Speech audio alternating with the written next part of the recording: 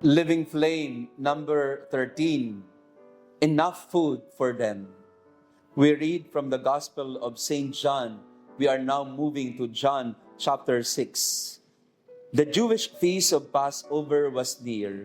When Jesus raised his eyes and saw that a large crowd was coming to him, he said to Philip, "Where can we buy enough food for them to eat?" He said this to test him because he himself knew what he was going to do.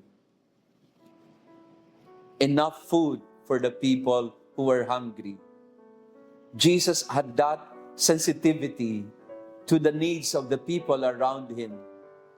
Naramdaman niya ang pagod, ang gutom ng mga tao sa paligid niya. Kaya tinanong niya ang mga alagad at sumagot naman si Felipe, "Saan tayo kukuha ng pagkain? Nasa ilang na lugar tayo at wala tayong pera para pambili." And if you go further in the story, we hear of Andrew, the brother of Simon Peter, saying to Jesus, there is a boy who has 5 barley loaves and 2 fish.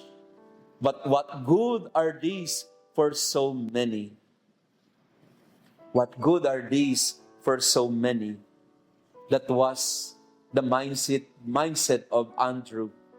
But the mindset of Jesus was, where can we buy enough food? Ito yung gabay na binibigay sa atin ngayon at pag-asa ng Ebanghelyo. Ngayong panahon ng muling pagkabuhay, there is always enough provisions. Never ever suspect or doubt or second guess the generosity of God. God cannot be outdone in generosity. Sometimes we are like Philip, where can we buy enough food? Sometimes we are like Andrew, what good are these for so many? We only have 5 loaves and 2 fish. And sometimes we are like the rest of the people who are just waiting for providence to come to them. There are many characters in this story of the multiplication of loaves in the Gospel of John. But we focus on the character of Jesus.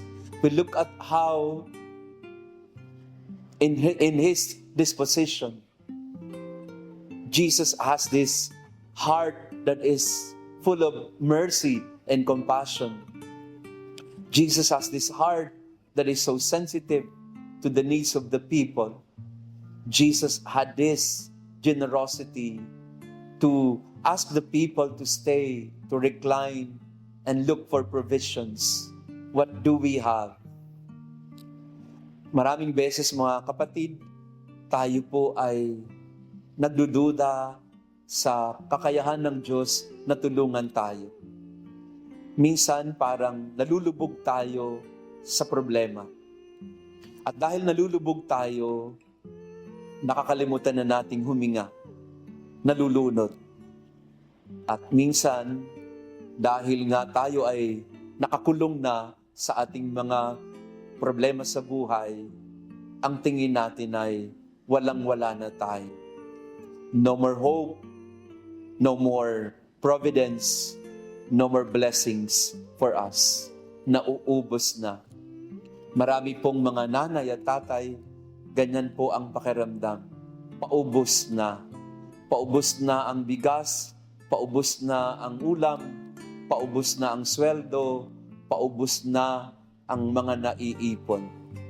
Many times we feel that we are always deprived, that hindi sapat ang binibigay sa atin, laging kulang.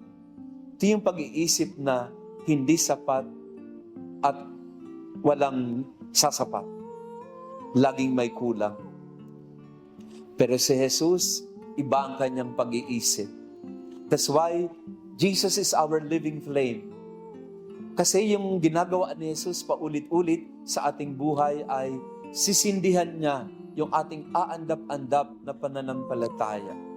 Pag-iibayuhin niya ulit ang ating sigla, kahit na minsan tayo ay parang gustong-gusto ng sumuko at umayaw.